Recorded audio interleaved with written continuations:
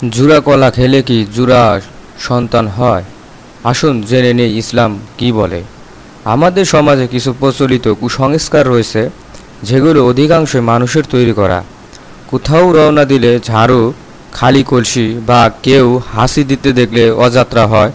আসলে ইসলামে এ ধরনের কুসংস্কারের কোনো ভিত্তি নেই। আমাদের আজকের আলোচনা সমাজের প্রচলিত কুসংস্কারগুলোর মধ্যে অন্যতম একটি, আর তা হলো জুরা কলা খাওয়া।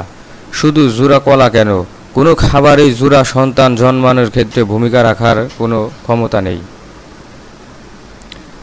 এ প্রসঙ্গে মহান রব্বুল আলামিন পবিত্র কুরআনে পাকে ইরশাদ করেছেন, নবমণ্ডল ও ভূমণ্ডলের রাজত্ব আল্লাহ তাআলারই।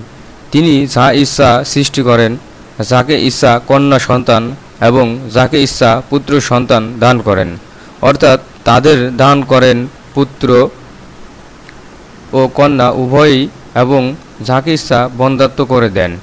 নিশ্চয়ই তিনি সর্বজ্ঞ, ক্ষমাশীল।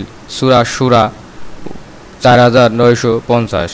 সুতরাং মহান আল্লাহর পবিত্র কালামে পাকে এই দুটি আয়াত থেকে সুস্পষ্ট প্রমাণিত হয় যে সব কিছুর ক্ষমতা একমাত্র মহান আল্লাহ তাআলার।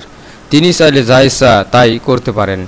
আরেকটি তথ্য আপনাদের ভুল ভাঙার সুবিধার্থে বলতে হচ্ছে, বর্তমানে অনেক দেশেই দেখা যায় দুইয়ের অধিক সন্তান জন্ম নিচ্ছে।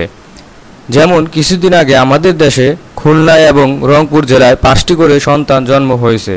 তাহলে তারা কয়টি করে কলা খেয়েছিলেন? আসলে এ ধরনের কথাগুলোর ইসলামে কোনো প্রকার ভিত্তি নেই। তাই এমন সব আলোচনা থেকে নিজে দূরে থাকুন এবং অপরকে সচেতন করুন।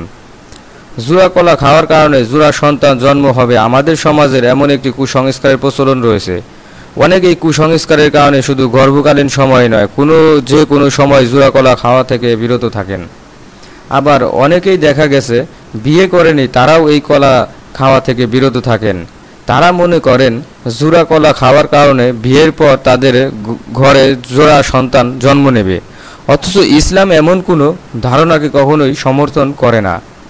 প্রাচীনকালে এমন কিছু প্রথা আমাদের সমাজে প্রচলিত ছিল, ঠিক আজও সেই প্রাচীনকালের অকেজ ধারণাগুলোকে আঁকড়ে ধরে আছেন কিছু মানুষ। বিশেষ করে দেখা যায় পরিবারের প্রবীণ লোকদের কাছে এসব কুসংস্কারের কথা শোনা যায় এবং তাদের কাছে এ প্রথার মূল্য বেশি। আমার গর্ভবতী মায়েরা কি খেতে পারবেন আর কি খেতে পারবেন না, এ নিয়ে রয়েছে আমাদের সমাজে নানা কুসংস্কার। যেমন জোড়া কলা খেলে যমজ সন্তান হয়। আসলে এ কথাটি নিতান্তই হাস্যকর এবং এর পেছনে না আছে কোনো ইসলামী শরীয়তের নির্দেশনা, না আছে কোনো মুক্তি। ইসলাম কারো মুখের কথায় চলে না এবং চলতে পারে না। তাই এমন বিশ্বাস অবশ্যই আমাদের বর্জন করা উচিত।